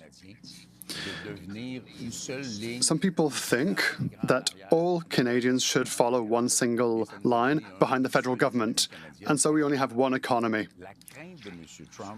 Mr. Trump's fear, or rather the threat of Mr. Trump, has to be taken seriously, but instrumentalizing it for nation building in Canada, where Quebecers are being asked to be attached to their language as a frivolity, I can't agree with that.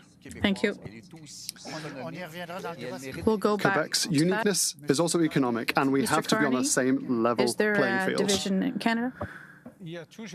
Well, there's always a risk.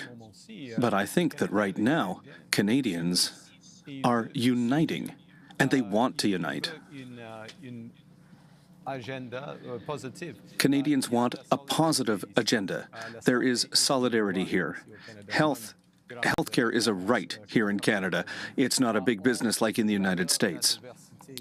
We put a value on diversity here. And we also put importance on judicial independence. And, the potential of Canada is enormous because we're all in this together. Thank you. So open debate. Mr. Blanchet, how can we think that Quebec, if it's on its own and independent, could be stronger to stand up to Trump and in comparison with all of Canada right now? Does Canada need to be a province of Mexico to be allied to Mexico against the States? We're not in that debate this week, but Quebec does not need to be a Canadian province to talk of its own voice. Our economy is doing fairly well, but our economy is different to that of Canada's, and the announcements that have been made have helped Ontario Steel, Ontario Banking, the Ontario automotive industry to Quebec fund Aluminum. Western oil. That is what those were the investments made. The counter-tariffs on aluminium are very harmful because people have to pay for the aluminium they sent to be processed in the States. There's then re-imported into Canada. $2 billion to the States in countervailing tariffs. For that, nothing happened. But now, $2 billion has simply been signed by Mr. Carney for the automotive industry. He sees himself as a negotiator, but he hasn't even been re-elected yet. Should Quebecers not make sure that they have a strong voice that collaborates? I've already said that we would work with Canada, but I've asked to speak to Mr. Carney, but he's never called me. He's never wanted to talk to me. I want Quebec to be at the negotiating table for a stronger negotiating position with Canada. Is there also not a risk, like was the case with the automotive industry in Ontario, to this? Because this could happen to the detriment of saving other industries in our country. If we put all our eggs in the automotive basket. No, not at all. For example, our counter tariffs for the aluminum sector and steel, no, they're not bad. They're not bad at all. We import aluminium cans from the States that comes from our that's mined not aluminium right at all. If I may, the counter tariffs for the aluminum sector are $30 billion. The counter tariffs, or $30 billion rather, the counter tariffs for the automotive sector, that's $8 billion. That's a huge difference because, there are a number of reasons for this. But our counter tariffs, it's not just for Quebec, it's for the workers there, are much higher. I don't know where that money came from, and I don't know when the industry will get that money. We are using the counter tariffs. What was it, $2 billion for automotive? Immediately for them, because we're shaking in our boots when the automotive industry is at risk. But aluminium was not supported. There's no processing capacity. There's no help for temporary work losses. $2 billion for the automotive industry, but nothing for aluminium. When it's Ontario, the checks come flying, but it has to be the same for other places, right, especially Quebec. your numbers are wrong. Mr. Poilievre, Yeah, but he's got a point when he says that the weakness in our country right now threatens our unity. Your Liberal government for 10 years has the worst track record on immigration, on housing, on inflation, on crime.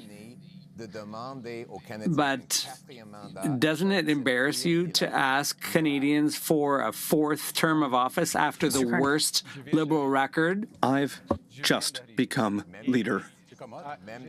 And same members of Parliament, it's the same old promises. And I've been Prime Minister for 1 month. And in that month, we have an agreement with the provinces. We have an agreement with Australia. We have an agreement with France. We have an agreement with the United Kingdom. We have set up negotiations for the next Prime Minister, and that's a decision that people at home are going to make. And we've done all of that in this short time. And we've also cut the tax. We've put in place programs for workers who are most affected by this tariff war, and all that in 1 month. okay? Quebec sent a letter with 5 requests. No one responded to it. We made requests, but we keep hearing, oh, we've spoken to provinces, things are great with Quebec, but we didn't get any response to our letter. Is it because of the final straight of the election campaign? What's going on? Mr. Carney, you described healthcare as a right, and I agree with that. But you are talking about massive cuts to healthcare. You Not at all. admitted it. Mr. Singh, I let you speak earlier. The long-time Singh, Liberal government House 1, leader, Karina Gold, 2, agreed that there 3. would be Mr. cuts. Singh, cut his mic. I let you speak more earlier, but now we're nearing the end. We're talking about Quebec and French. Does Quebec have the right to defend French, even at the cost of using the notwithstanding clause upstream? Mr. Poilievre. Yes. Quebec must defend French. It's the common language of Quebec, and I will defend French.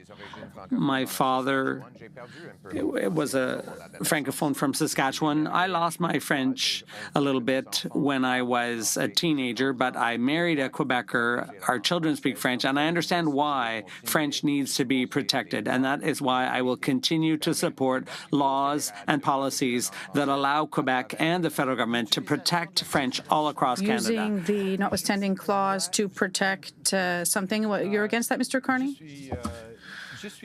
Well, there is a general question here around the use of the notwithstanding clause in a preventative way. And it's not necessarily a question just for Quebec. It's been used in Quebec, but it could also apply in Alberta, Saskatchewan, and Ontario. And it has. And so the question is, do we have rights and freedoms here in Canada? Are we equal? And we need to consider the right balance. Certainly. But the use of the notwithstanding clause in a preventative way, that's a question for the Supreme Court. Mr. Blanchet, in terms of the use of the notwithstanding clause, obviously you have no problem with that. Jean Chrétien, on behalf of Pierre Trudeau, negotiated with the provinces, and it led to the notwithstanding clause, and this wasn't signed on by Quebec. It was tested. It's not the type of use that is in question, it's how it is used. The Supreme Court has already decided. Mr. Carney wants to turn to the Supreme Court to disagree with itself in the decision it made with Quebec. It's all funded with Quebec money. Interveners from Quebec who have challenged this to the Supreme Court. You are going to take Quebec taxpayer money to contest a Quebec bill that is under Quebec jurisdiction. That was adopted by the National Assembly of Quebec. Mr. Singh, on this notwithstanding clause for French. I believe in protecting the French language. During this debate, I have tried to bring up health a few times. Mr. Roy cut me off a number of times. Look at my time on the clock. Every time I tried to bring up healthcare, I was responding directly to something that Mr. Carney said, because health is something that is important for me. It is about identity. It's something I am very passionate about, and every time I tried to bring it up, Mr. Roy called me out and cut me off. That is not fair. For me, the question of healthcare is crucial. When I talk to people on the street and ask them what is important to them, they say universal public healthcare. People ought to know that the other leaders on this stage tonight would cut healthcare funding. And I think that's wrong. No. Not now, Mr. Blanchet. No, neither The two Mr. major leaders Blanchet have nor both I have said said this, that. and I need to tell people because it's important. This is what I believe in. This is what I believe in and what the No, NDP but believes in. That's not right to make allegations Okay, like that. we talked about health earlier. I let you speak, but now we're moving on to another topic. Yes, but now we need to bring it up in the context of Okay. identity. What is Canadian identity? Healthcare. We have to bring it up in this part of the debate. Canadian identity is about taking care of one another. We need our universal public healthcare system. It should be strengthened. It should be protected. We are in the midst of a healthcare crisis. It's supposed to be an open debate, so we should be able to talk about whatever topic comes up. There isn't a lot of risk when it comes to the health of a language in Let's Quebec. talk about language. There's Outside healthcare of issues in Quebec as well, and I am here to protect the healthcare system for everyone, including Quebecers. Outside of Quebec, Mr. Singh and others, the weighting of francophones has gone from 6% in 71 to 3.5% in 2021. How will you reverse this trend? People are listening to you across Canada. Well, first of all, we are going to increase the level of Francophone immigrants outside of Quebec. We'll increase that from 10 to 12%. Second, we will strengthen Radio-Canada and CBC with new governance structure and new money. Mr. Poilievre wants to cut that. We are going to strengthen the telefilm industry and the Canadian Council for the Arts so that we can increase training. All right, Mr. Poilievre. First of all, the Conservative Party supported the federal legislation to ensure that federally regulated workplaces in Quebec follow Bill 101. We also will increase funding to allow young people to take part in French immersion for Anglophones coming from outside Quebec, and that will enrich the French language. And third, we'll make sure Quebec has more control over immigrant selection so that they can better choose those who can be franchised and integrated into the labor market and Quebec culture. That's what we want to do to protect the French language. Mr. Poilievre, of course, your position on Radio-Canada and the CBC has created a lot of concerns. You've continued to say that you would protect Radio-Canada because it provides a service to Francophone minorities across the country, but you would abolish the CBC. How is such a thing possible? Well, it is possible. We have news networks. But they share the same buildings. You understand how difficult it would be. I do understand the situation. I will protect Radio-Canada's services because there's already other French language news services. TVA is an example. So it is possible to have news service that's focused on French news services, and the CBC can just operate with its own revenues as an NGO, what would the as a timeline be? non-governmental organization. The principle is that the government should simply do what the market cannot do, and the market would never be able to provide exclusive French services to Francophones all across Canada. So there is a role for the government to play in defending French news services. When I was a young person in Calgary, that was the only way for me to get news in French. So I would protect those services Mr. Poilievre because is there's a good saying- reason to do that. Let me translate that Mr. Poilievre wants to get rid of Radio-Canada and No, that's not true. CBC. And then he would write a check to other companies so that they can provide French language services. That's the wrong thing to do. We would protect Radio-Canada and CBC, especially in the context of a misinformation which is undermining our democracy. I am not a francophone, but I am a francophile. I love the French language. I have fallen in love with it. It enriches our country. Having Quebec benefits all of Canada. The forward-thinking ideas that have come out of Quebec, we need Quebec. We need the French language, and we will protect them. For the first time since 2011, there are no women here as leaders. I met with a young woman. This is a very short clip. I met with her earlier this week. Do you have a question for the leaders, something you're concerned about? In Canada, the status of women. Yeah, the status of women. You're worried about things moving backward? Yes, that there could be a rollback of women's rights by some parties. That concerns me. My question, would you commit to making sure that there are no women's rights that are rolled back? And, for example, would you push for having free contraception, as is already the case in some provinces? Is that something that you would commit to, starting with Mr. Poilievre? We will not eliminate that. We will protect women's rights. I have a message for Canadian women who are watching.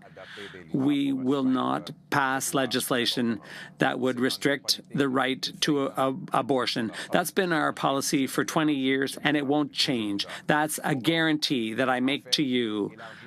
We will, in fact, broaden women's rights by dealing with crime against women. Women are often victims of assaulters who are released because of liberal legislation. They're released repeatedly, and that allows serious criminals to repeat offend against women. And we are going to lock those people up. We're going to lock those men up to protect women against violence.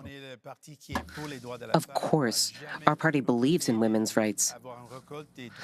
We would never allow for any backsliding on that front. You brought up pharmacare. Well, it was the NDP that forced the Liberal government to bring in pharmacare. It covers now diabetes medication, but also contraceptives, and we believe that is crucial. Rights are important, but being able to access the rights is also important. We are also the only party running a candidate slate that is half women. The other parties have seen backsliding on their candidate slates in terms of diverse people and women. But for us, it's an important issue. Our candidate slate must represent the Canadian public, and that means it should be half women. For us, we will always defend women's rights and also access to those rights. There is no member of the Bloc Québécois that will be able to table a bill or motions that are against abortion. Preventive made will also not be allowed. With American influence, we are in a very difficult place for women. There are many ways that invite women to participate in politics. We have reached parity with the Bloc Québécois. We wanted it to be 50-50, but in our current political culture, and I have many great women in my party, it's much more difficult at the federal level than in Quebec. Yes, I think that this an aspect of politics right now, the negative politics that we're seeing, it's becoming more and more difficult to recruit women as candidates, and really any candidate. But absolutely, we defend the rights of women all the time. But what I'm concerned about is the use of the notwithstanding clause. Not in a preventative way, but after Supreme Court judgments have been made. What does that do? It takes away Canadians' rights and freedoms. And it creates, and Mr. Poilievre has proposed this I know the situation, but this is a very dangerous development, because if we start with that, abortion could be, Give the right to reply. the right to abortion could eventually be next. Mr. Poilievre, you can answer.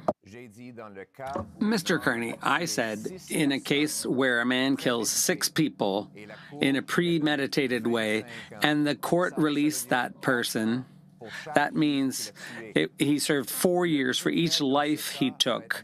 The criminal in that case will be free in 50 years. You're talking about danger. That's what's dangerous. Liberal laws that allow criminals to circulate on our streets. I will never excuse for locking murderers up. No, I'm sorry, but you're trying to change the Canadian Constitution. All right, gentlemen. That's what you've proposed. I would use Section 33 to put an end to the crime that Liberals caused with their policies. Where will you stop? By stopping murderers, yes. Everyone knows that there should be severe penalties for murder. You're trying to sow division here. Everyone agrees on that front. If someone kills someone, there needs to be a strong punishment. You're not special for proposing that. No, the other 3 Everyone parties... agrees. All right, Mr. Blanchet. Very quickly, please. Mr. Carney said that I voted for the new Official Languages Act bill. The money comes from the previous bill, and the official language minority community money comes from the bill.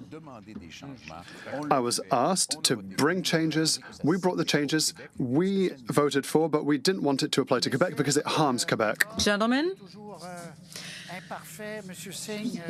you know, things didn't turn out perfectly, but Mr. Singh, you say you got 22 minutes compared to 24, 25. Roughly equitable. I'm sorry that I did have to cut off your mic, but I'd like to wish all 4 of you good luck with the rest of the campaign, and I hope that we'll see your costed plans as soon as possible so that we can see how much all of your promises will cost. And I hope that everyone listening tonight will be able to make an informed decision now. Voting starts this weekend. And the game. And the match? I don't know. There's still a couple periods left. All right, thank you so much for being with us tonight, ladies and gentlemen. That concludes this debate. See you next time. Good night.